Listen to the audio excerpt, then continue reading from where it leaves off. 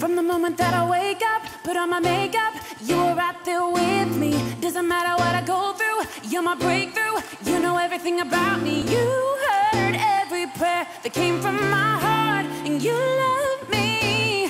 Yes, you love me. Woo! When I think of how you made me, it's amazing. I reflect your beauty every moment that I'm living. No counting your thoughts toward me. You're great. Shalom semuanya. Shalom, Pas. Terima kasih Felicia. Ya, senang dan sukacita bisa ketemu dengan teman-teman semua, baik yang di Jakarta maupun di Shenzhen dan beberapa kota di China. Saya bersyukur boleh bertatap muka walaupun jarak jauh lewat udara, lewat Zoom, tapi jauh di mata, dekat di hati. Ya. Dan saya juga bersyukur bahwa bagaimana BCC dimulai ketika yang di Jakarta terutama, ketika Pastor Martin pulang ke Indonesia, beliau cerita kepada saya pada waktu COVID dan akhirnya nggak bisa pulang lagi ke Shenzhen. Tapi itu malah membuat bagaimana Tuhan menggerakkan supaya dibangun gereja juga di Indonesia, dimulai dari Jakarta. Jadi kalau pada akhirnya BCC boleh berkembang, expand, itu saya percaya itu semua karena Tuhan. Dan saya bersyukur kalau saya diundang untuk bicara di forum ini, saya tidak bicara tentang bagaimana caranya supaya saudara bisa menjadi kaya raya. Bagaimana supaya saudara menjadi orang yang diberkati, makmur, luar biasa karena jadi anak raja. Bukan itu. Tapi di forum-forum seperti ini, saya lebih banyak berbicara tentang nilai-nilai kerajaan Allah. Saya bicara tentang value. Jadi malam ini saya juga akan berbicara tentang nilai-nilai kerajaan Allah. Ya, karena saya percaya bahwa gereja Tuhan itu seharusnya ya, yang ada di dalamnya itu bukan sekedar orang Kristen.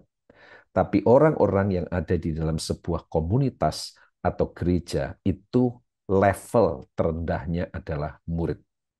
Matetes, setiap kita harus bertumbuh menjadi seorang murid yang pada perjalanan berikutnya akan memuridkan orang lain. Dari murid menjadi pemurid, lalu menjadi bapak bagi sekian generasi. Jadi kita akan belajar tentang bagaimana kehidupan Kristen sejati. Bagaimana kehidupan menjadi seorang murid. Nah, saudara, saya akan mengajak saudara sekalian untuk melihat tentang penciptaan. Penciptaan Tuhan seringkali dikotbahkan hanya dari sisi berapa hari diciptakan, hari pertama ciptakan apa, hari kedua ciptakan apa, lalu berbicara tentang bumi, langit, serta segala isinya. Tapi malam ini saya akan berbicara tentang sesuatu yang berbeda, sesuatu yang esensial. Ternyata dari penciptaan yang ditulis di Kejadian pasal pertama, kita bisa belajar tentang prinsip-prinsip kehidupan Kristen sejati. Atau kita bisa belajar tentang nilai-nilai menjadi seorang murid sejati. Ya. Dan saya percaya ketika engkau mengizinkan firman berbicara langsung di hati dan hidupmu, maka pesan atau message malam ini itu akan betul-betul menjadi pesan Tuhan buat saudara. Amin. Ya, saudara, kita percaya bahwa ketika Tuhan menciptakan selama 6 hari, lalu kemudian di hari terakhir, hari ke-6 penciptaan, Tuhan menciptakan karya puncak, yaitu manusia. Diciptakan segambar dengan Allah, Imago Dei. Kita percaya bahwa penciptaan hari pertama sampai ke-5, itu Tuhan ciptakan itu untuk persiapan. Ya, supaya ketika hari ke-6 Tuhan menciptakan manusia sebagai karya puncak, maka hari pertama sampai hari ke-5 itu menjadi semua berkat dan fasilitas yang Tuhan sediakan buat manusia yang segambar dengan Allah ini. Nah, mari kita lihat apa yang bisa kita pelajari dari penciptaan. Kita mau ambil yang inti atau esensinya. Yang ada, saya mau bagikan ada 3 prinsip paling tidak, saudaraku, sebagai kehidupan seorang Kristen sejati. Kejadian pasal pertama, ayat 1 sampai ayat yang ketiga. Saya bacakan. Pada mulanya Allah menciptakan langit dan bumi. Bumi belum berbentuk dan kosong. Gelap gulita menutupi samudra raya. Dan roh Allah melayang-layang di atas permukaan air. Berfirmanlah Allah, jadilah terang, lalu terang itu jadi. Ini prinsip pertama, saudaraku, yang penting yang harus ada dalam kehidupan seorang murid. Prinsip pertama ini ada pada Kejadian, kitab pertama, pasal pertama, dan ayat pertama, dan kalimat pertama. Pada mulanya Allah. Pada mulanya Allah. Seraku prinsip pada mulanya Allah itu harus ada di dalam kehidupan kita, murid Kristus, Kristen sejati. Ya, pada mulanya Allah. Kenapa? Karena segala sesuatu dalam hidup kita itu sumbernya itu adalah Allah. Semuanya dimulai dari Allah dalam kehidupan kita. Itu sebabnya, saudara, kalimat ini ditempatkan Tuhan di Alkitab itu di tempat yang paling awal, yaitu kitab pertama, pasal pertama, ayat pertama, dan kalimat pertama. Pada mulanya Allah. Ketika orang Kristen menjadikan pada mulanya Allah sebagai prinsip utama dalam hidupnya, saudara, maka segala sesuatu dalam hidupnya itu akan dia lakukan untuk menyenangkan hati Tuhan. Karena dia tahu bahwa sumber kehidupannya itu adalah Allah. Kalau dia mau bangun bisnis, dia akan punya prinsip pada mulanya Allah. Tuhan, bisnis apa yang harus saya bangun? Ya, Tuhan, ketika Tuhan izinkan saya bangun bisnis ini, apa yang saya harus lakukan dengan bisnis ini? Sekedar mencari uang, sekedar menghasilkan uang, atau ada misi, ada visi yang Tuhan beri. Ketika saudara dan saya membangun sebuah pelayanan, prinsip ini harus ada. Pada mulanya Allah. Pelayanan apa yang saudara, yang Tuhan inginkan dalam hidup saudara? Ya, kalau jangan sampai saudara bangun pelayanan, bangun ministry, saudara sudah habis-habisan di sana, saudara lakukan semua yang menurut saudara terbaik, tapi ujungnya Tuhan berkata, bukan itu yang aku mau engkau bangun, anakku. Itu sesuatu yang menyedihkan. Nah, itu sebabnya segala sesuatu dalam kehidupan kita harus dimulai dengan pada mulanya Allah. Ya. Karena ini prinsip yang penting, prinsip yang paling awal dan yang paling pertama. Pada mulanya Allah itu artinya Allah menjadi sumber dari semua aspek kehidupan kita. Ya. Saudara perhatikan, pada hari pertama Allah itu menciptakan terang. Pertanyaannya adalah, terang ini dari apa? Dari mana terang yang Tuhan ciptakan ini? Karena kalau kita melihat ketika Tuhan menciptakan satu persatu setiap hari, bumi, langit, serta segala isinya, kita menemukan bahwa Tuhan menciptakan benda-benda penerang itu pada hari keempat. Bukan hari pertama. Hari keempat dia ciptakan bintang-bintang. Yang salah satunya yang terdekat dengan bumi kita sebut sebagai matahari. Ya. Dan itu menerangi bumi, saudara, pada waktu siang. Malam ada bulan yang memantulkan cahaya matahari, ya, sehingga bulan menjadi penerang ketika malam di bumi. Jadi, kalau Tuhan menciptakan benda penerang pada hari keempat, berarti terang yang ada di bumi itu berasal dari benda penerang yang Tuhan ciptakan. Tapi pertanyaannya, hari pertama Tuhan ciptakan terang. Dan jelas terang ini bukan dari benda-benda penerang yang Tuhan ciptakan hari keempat. Jadi kesimpulannya, saudaraku, terang yang Tuhan ciptakan ini, itu adalah terang dari Tuhan sendiri. Dia adalah terang. Dan ini semakin memperteguh prinsip pada mulanya Allah. Jadi ternyata Tuhan menciptakan alam semesta, bumi, serta segala isinya, dan puncaknya adalah penciptaan manusia.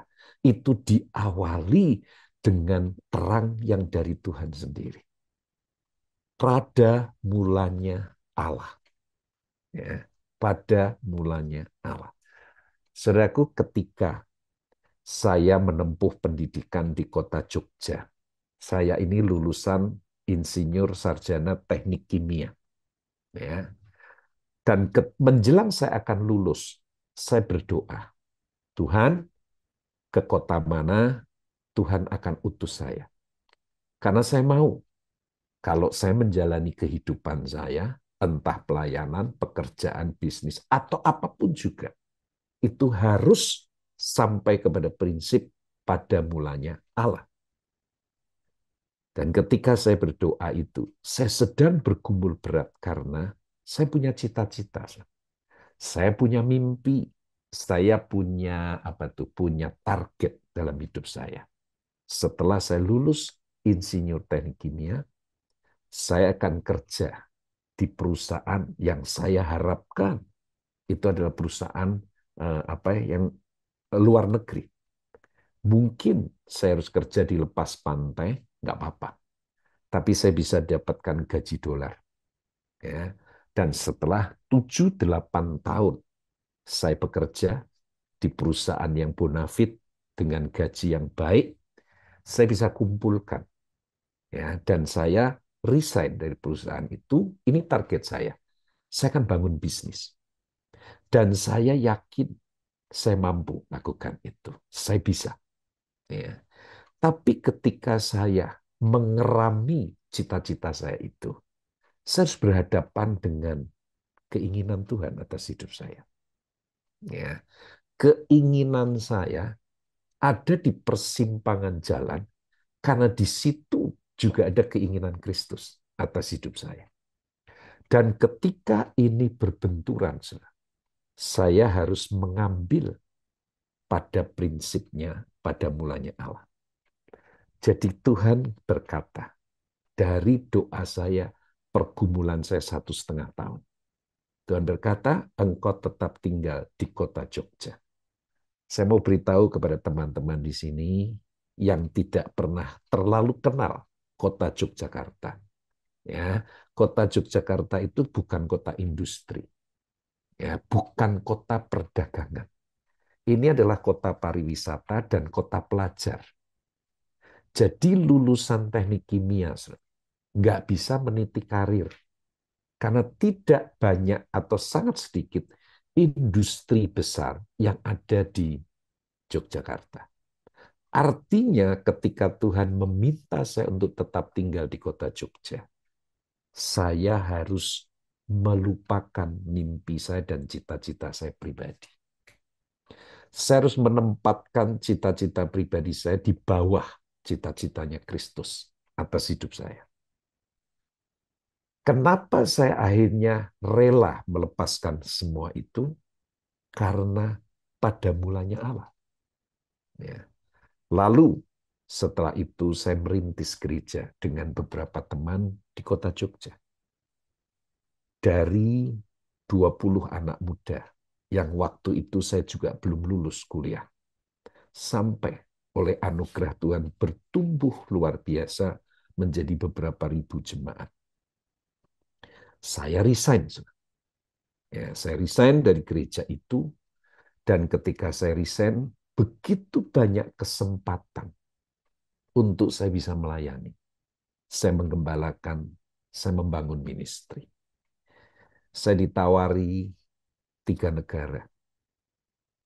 Gereja besar yang sudah dirintis. Saya tinggal mau nggak jadi gembala di situ. Ya, memimpin di situ.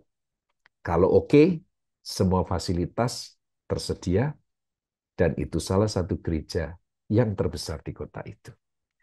Ada 3 negara yang menjadi tawaran buat saya. Australia, Singapura, atau Beijing. Tapi saya tolak 3-tiganya. Kenapa? Karena jawabannya adalah pada mulanya Allah. Allah tidak menghendaki saya untuk keluar dari kota ini. Jadi saya berkata kepada yang menawarkan, terima kasih. Ya. Saya menghargai, tetapi saya tidak bisa menerimanya. Kenapa? Karena Tuhan. Pada mulanya Allah. Dia menjadi sumber. Dia menjadi pokok. Saya bisa berjalan ke tempat tertentu kalau Tuhan berkata, jalan ke sana.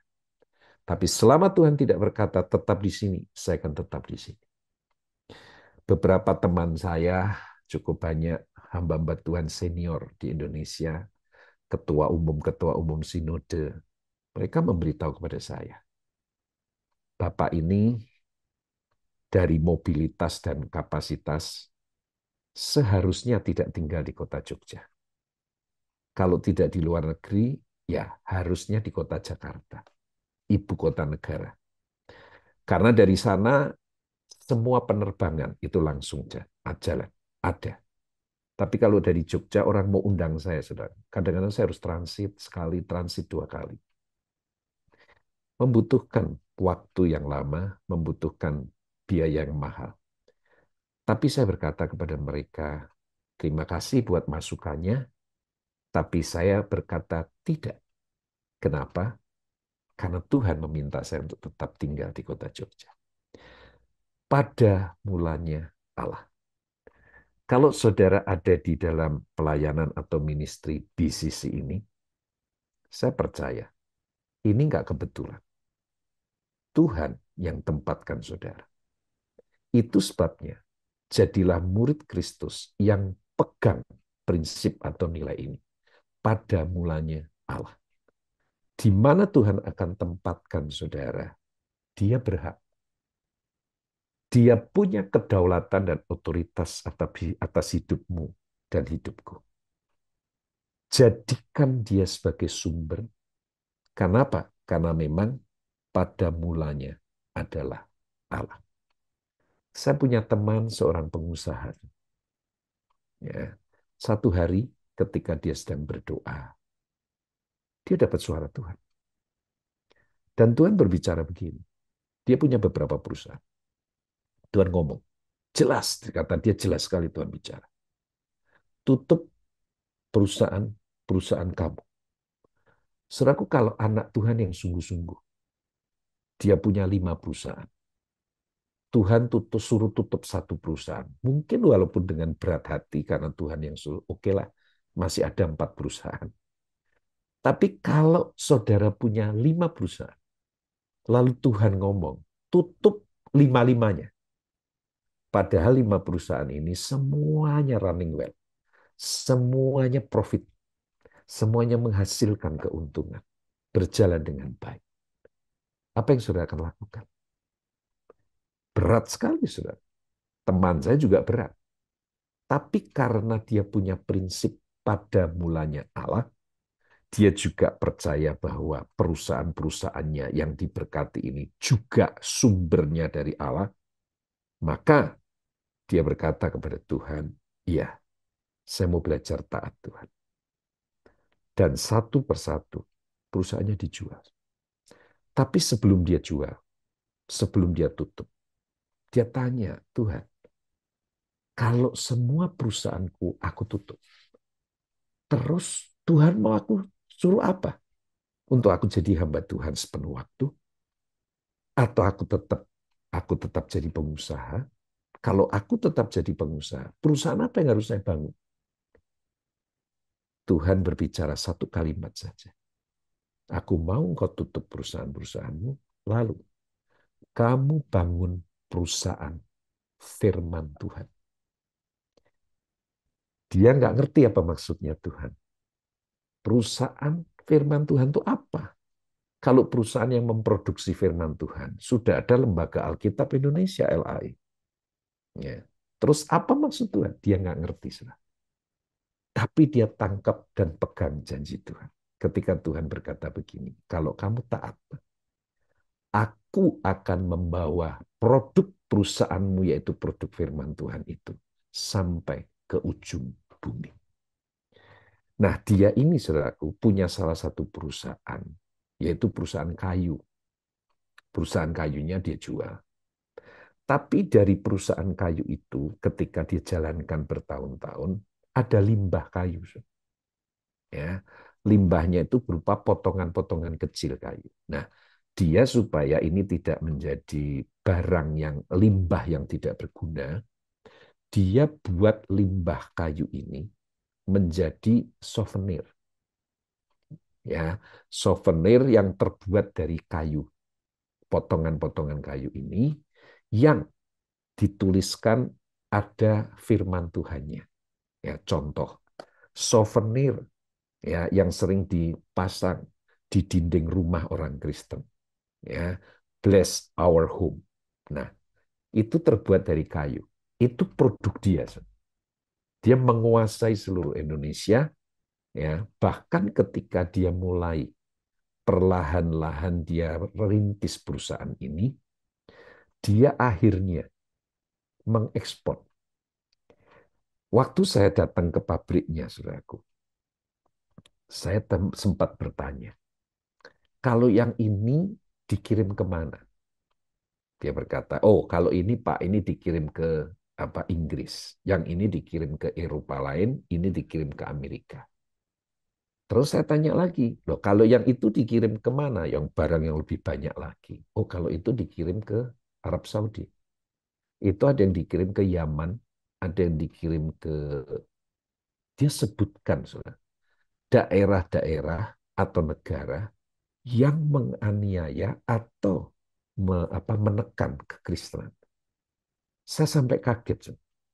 Saya bertanya, yang kamu ekspor ke negara-negara yang menganiaya orang Kristen ini, lebih sedikit atau lebih banyak dari negara-negara Kristen yang kamu ekspor?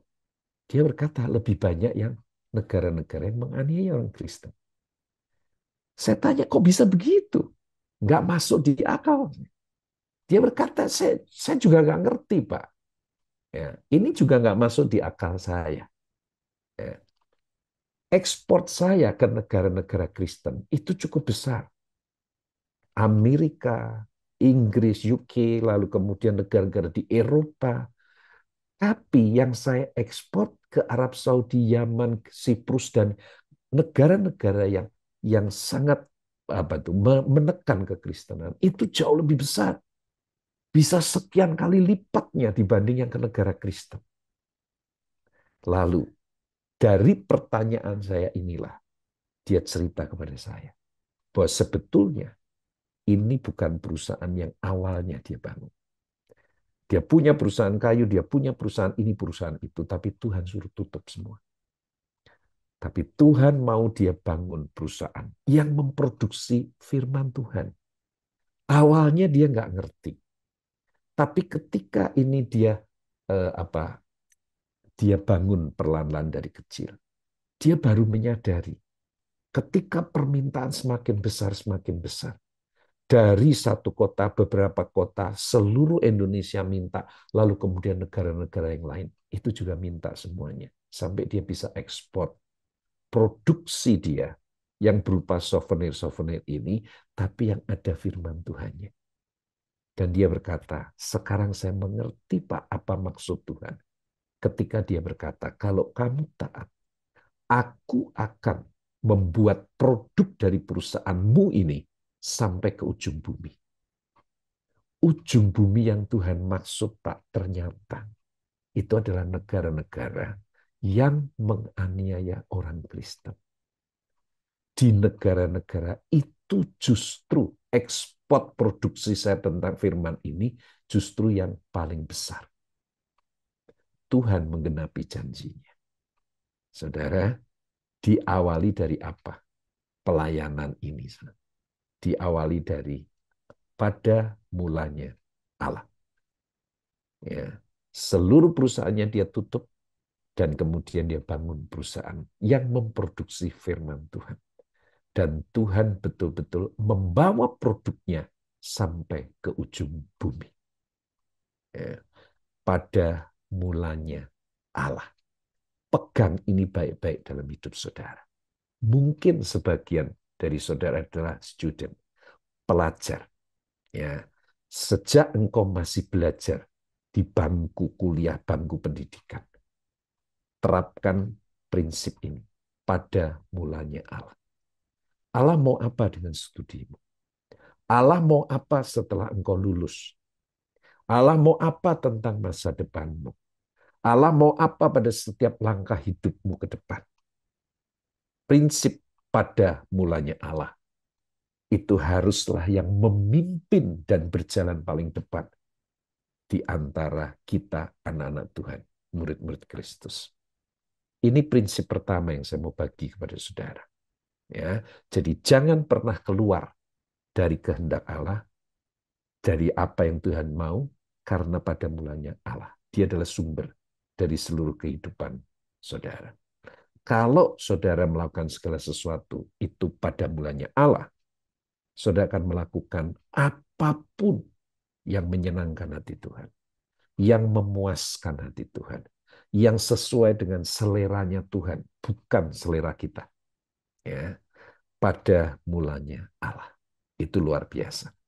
Yang kedua, saudaraku, prinsip kedua, saya akan bacakan ayat 4 sampai ayat yang ke-10. Ya, ada beberapa ayat yang harus kita baca. Kejadian 1 ayat 4 mulai, Allah melihat bahwa terang itu baik, lalu dipisahkannya lah terang itu dari gelap. Dan Allah menamai terang itu siang, dan gelap itu malam. Jadilah petang, jadilah pagi, itulah hari pertama. Berfirmanlah Allah, jadilah cakrawala di tengah segala air untuk memisahkan air dari air. Maka Allah menjadikan cakrawala, dan ia memisahkan. Kata ini muncul lagi, memisahkan air yang ada di bawah cakrawala itu dari air yang ada di atasnya, dan jadilah demikian.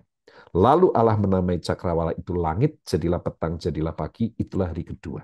Berfirmanlah Allah, hendaklah segala air yang di bawah langit berkumpul pada satu tempat sehingga kelihatan yang kering, dan jadilah demikian. Lalu Allah menamai yang kering itu darat, dan kumpulan air itu dinamainya laut. Allah melihat bahwa semuanya itu baik. Prinsip kedua, kalau saya lihat di dalam penciptaan ini, Tuhan membuat pemisahan. Waktu dia ciptakan terang, dia pisahkan terang dari gelap. Waktu dia ciptakan cakrawala, dia pisahkan air yang di bawah cakrawala dengan air yang di atas cakrawala. Waktu dia ciptakan daratan, dia pisahkan daratan dengan lautan. Lihat, kata memisahkan itu terjadi berkali-kali. Karena ini prinsip penting. Sebagai murid Kristus, saudara harus dipisahkan dari orang-orang dunia. Yang dimaksud ini bukan berarti tidak bergaul dengan mereka. Tapi yang dipisahkan ini adalah nilai-nilai hidupmu atau gaya hidupmu. Anak Tuhan atau murid Kristus tidak boleh mengambil nilai-nilai dunia untuk jadi nilai-nilai hidupnya. Engkau harus hidup dengan nilai-nilai kerajaan Allah, dan itulah yang membedakan saudara dengan orang dunia. Nilai itu yang berbeda, lifestyle yang berbeda, gaya hidup yang berbeda. Terjadi pemisahan. Kenapa terjadi permisahan, saudaraku? Karena berbeda, tidak bisa disatukan. Ketika Tuhan menciptakan terang, maka terang dan gelap itu tidak bisa disatukan. Itu sebabnya Tuhan harus membuat pemisahan. Ketika Tuhan ciptakan daratan dan ada lautan, itu nggak bisa disatukan. Daratan dengan lautan itu berbeda sekali. Makanya Tuhan membuat pemisahan. Ya. Hidup saudara harus terlihat berbeda. Karena memang harus terpisah. Ada pemisahan dengan gaya hidup orang dunia. Dengan nilai-nilai dunia. Itu sebabnya Rasul Paulus memberikan peringatan. Khususnya kepada jemaat di Korintus. Paulus mengatakan, aku menemukan di gereja Tuhan di Korintus. Bagaimana orang Kristen tapi hidupnya duniawi. Kristen duniawi. Karena Paulus berkata, Tuhan merindukan saudara menjadi Kristen ilahi. Kristen rohani. Ya. Harus terpisah. Kalau saudara menjadi sama dengan dunia, apa bedanya? Ya, kalau tuh waktu kegelapan melingkupi seluruh bumi, saudara, lalu Tuhan tidak menciptakan terang, tidak akan ada perbedaan. Tidak akan ada pemisahan, saudara. Semua menjadi sama dan kegelapanlah yang menguasai segala sesuatunya. Perhatikan, kalau hidup kita sama dengan orang dunia, maka yang akan menguasai semuanya itu adalah kegelapan. Saudara harus muncul sebagai terang. Dan terang selalu berbeda dengan gelap. Terang tidak bisa dijadikan satu dengan kegelapan. Coba cek dalam hidup saudara. Apakah engkau sama dengan dunia? Ataukah engkau berbeda? Kalau engkau berbeda, jangan pernah kecil hati dan takut. Karena memang Tuhan harus membuat pemisahan. Supaya saudara berbeda dengan orang dunia. Kita tetap bersahabat dengan orang dunia, tapi gaya hidup kita berbeda dengan mereka. Bertolak belakang dengan mereka. Sampai mereka bisa melihat sesuatu yang berbeda dalam diri saudara. Dan itu akan menarik mereka datang kepada Kristus. Saudara, saya punya teman, seorang pengusaha. Dia punya salah satu pekerjaan dia atau bisnis dia, itu adalah perusahaan apa ini? PH ya, production house. Dia membuat film-film, dia membuat video-video acara-acara yang ditayangkan oleh televisi dan televisi nasional, ya kan. Kalau saudara pernah melihat beberapa tayangan dia, PH-nya namanya Dreamlight, ya, Dreamlight Production. Ya, mungkin kalau saudara pernah lihat di televisi, ya, televisi swasta, ada acara apa itu bedah rumah. Lalu kemudian acara apa itu tukar nasib, ya. Kemudian ada acara apa itu peduli kepada sesama. Saya lupa karena dia banyak sekali apa buat acara-acara itu, ya. Nah, waktu saya bertemu sama dia ngobrol-ngobrol tentang bisnisnya ini, saudara, dia katakan kepada saya seperti ini, Pak, production house itu hanya bisa untung kalau membuat ya film atau acara ya atau apapun lah ya untuk mengisi acara di televisi itu harus yang sesuai dengan selera masyarakat. Yang di dalamnya ada unsur kekerasan, di dalamnya ada unsur seksual, atau yang disenangi sama masyarakat Indonesia ada unsur okultisme. Ya, ada unsur horor lah ya, yang setan-setan, hantu-hantu gitu tuh disukai sama orang Indonesia, saudaraku. Kalau di luar tiga hal ini, biasanya ratingnya rendah sekali. Dan pada akhirnya televisi nggak mau beli program itu. Ya. Nah, saya memutuskan bahwa Dreamlight Production ini hanya akan memproduksi ya yang di dalamnya ada nilai-nilai kerajaan Allah. Tentang kasih, tentang kepedulian, tentang berbagi, ya, tentang menolong orang lain, ya, tentang menjadi inspirasi dalam hal kebaikan dan sebagainya. Itu yang menjadi roh atau apa itu mainstream, arus utama daripada production kami, Pak. Dan untuk itu saya harus bergumul. Kenapa? Karena itu menentang arus. Risikonya terlalu tinggi buat production house.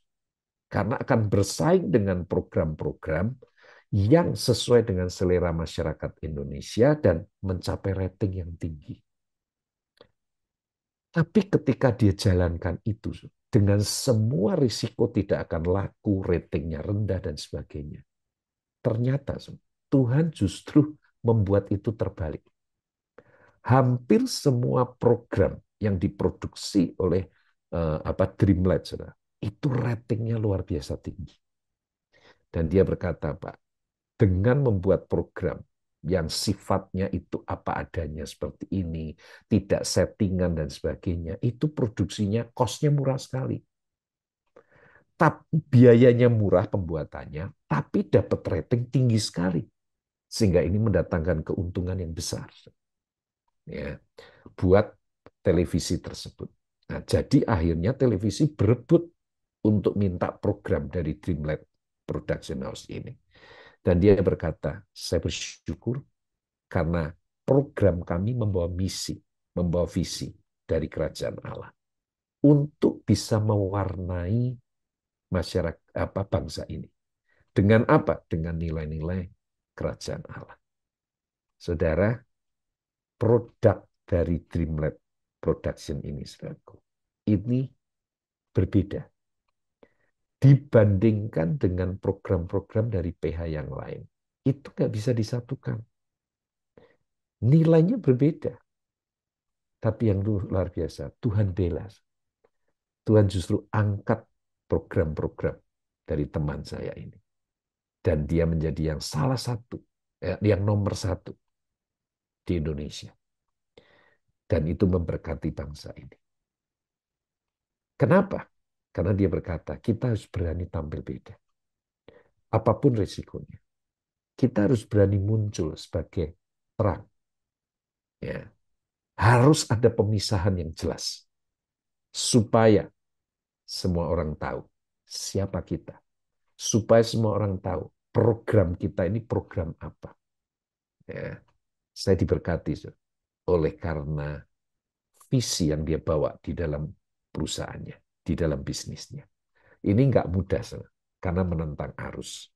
Dan itu pada akhirnya bisa mengorbankan perusahaannya bangkrut. Tapi orang ini anak Tuhan yang sungguh-sungguh, dan dia tahu hidupnya harus berbuah bagi kerajaan Allah. Itu yang kedua. Pertanyaan saya adalah, kalau saudara bertemu dengan orang dunia, apakah itu sama? Atau itu berbeda? Apakah ada pemisahan nilai? Ya, karena terang tidak bisa bersatu dengan gelap. Tetaplah bersahabat dengan orang dunia.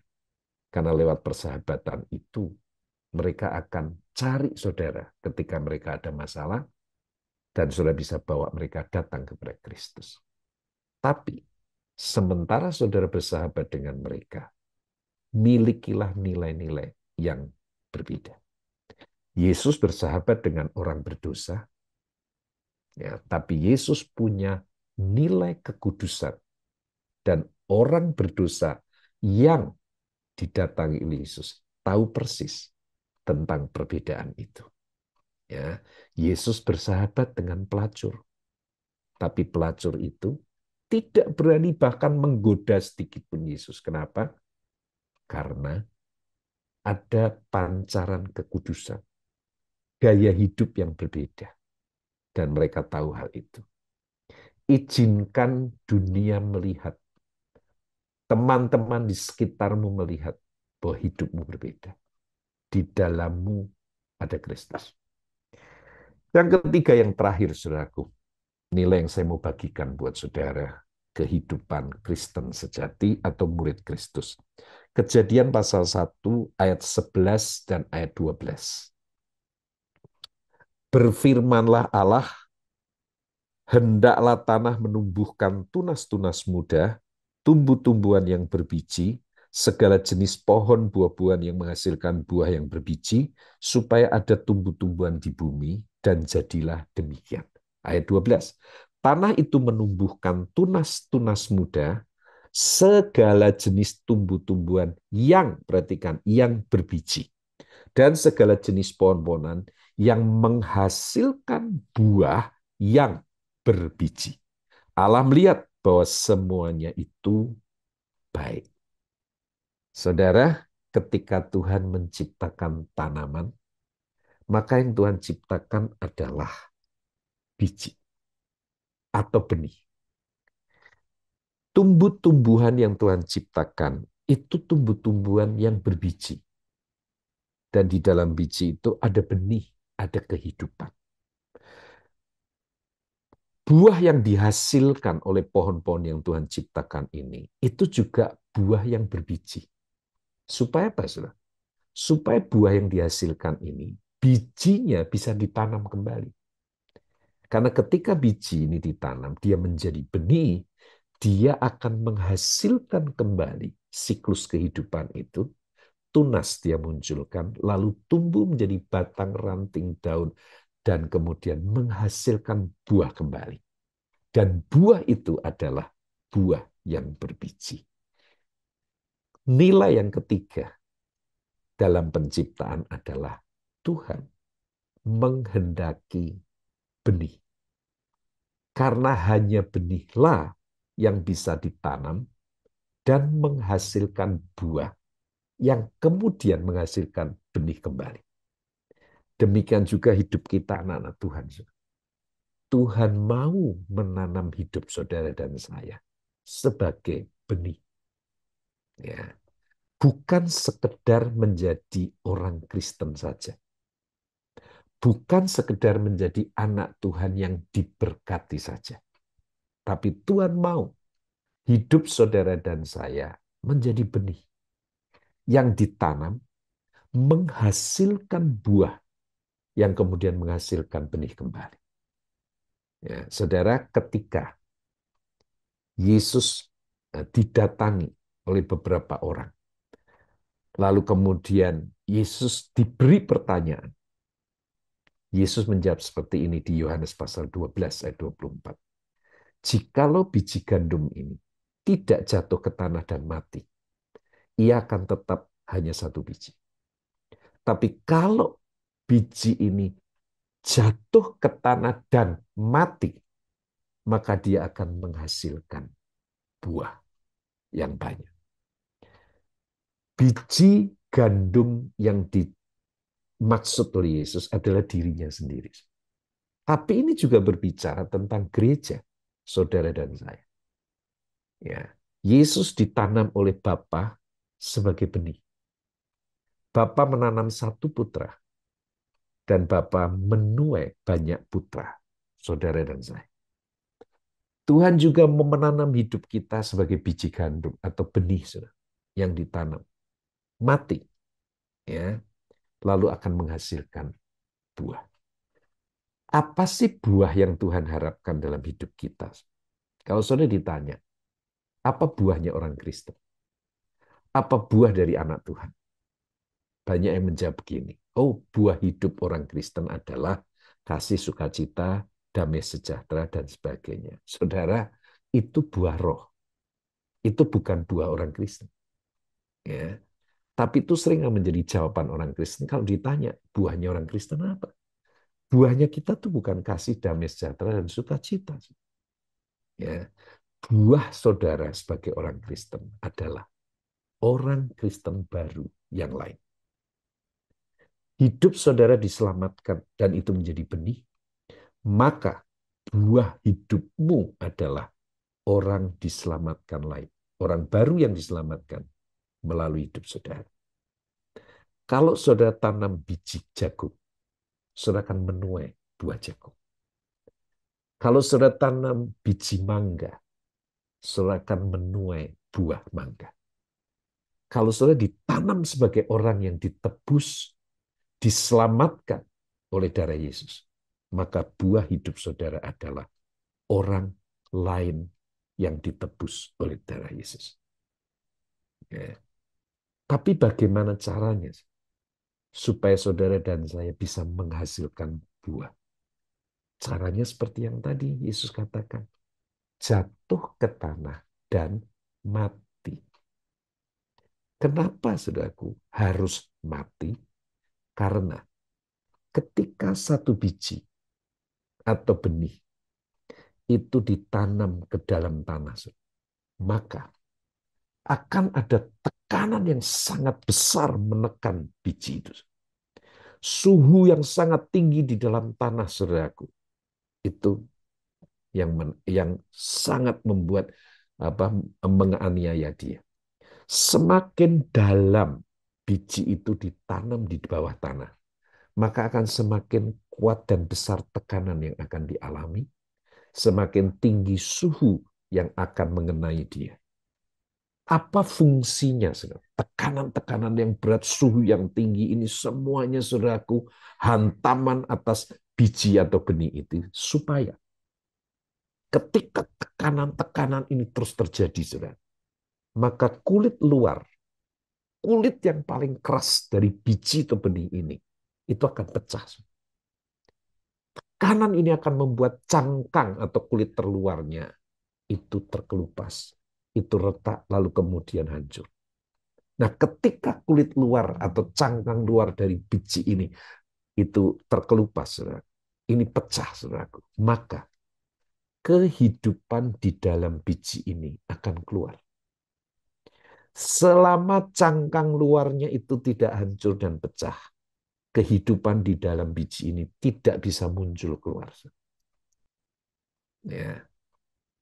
Nah, saudara dan saya harus ditanam dan mati.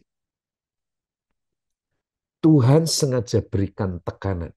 Izinkan ada masalah.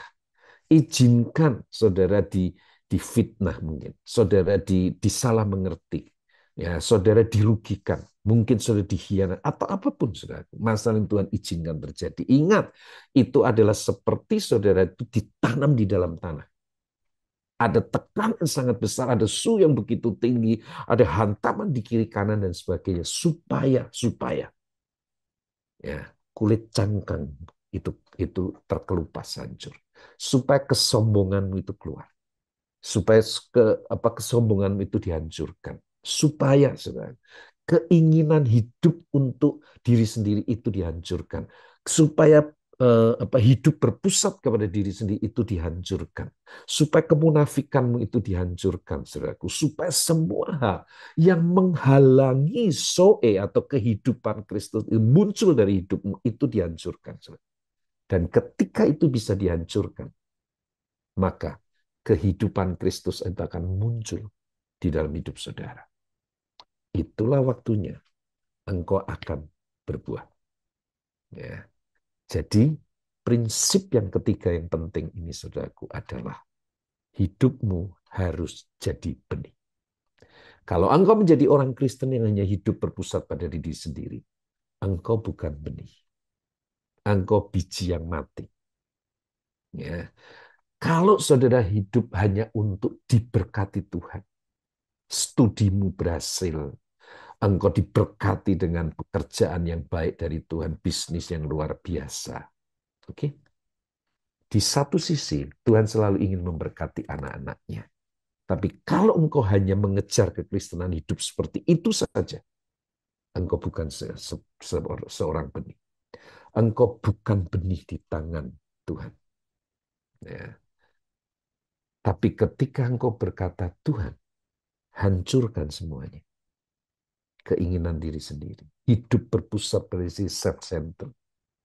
Hidup yang hanya mengejar berkat, kekayaan, bagaimana caranya jadi kaya raya. Hidup yang mengejar nama besar dan sebagainya. Tuhan, aku mau itu disingkirkan. Saya tadi cerita, saya punya cita-cita. Ketika saya pertahankan cita-cita saya, saya selama ini tidak akan jadi benih. Tapi ketika saya serahkan itu kepada Tuhan, dan saya mau cita-cita Kristus yang ada dalam hidup saya, itu saya genapi.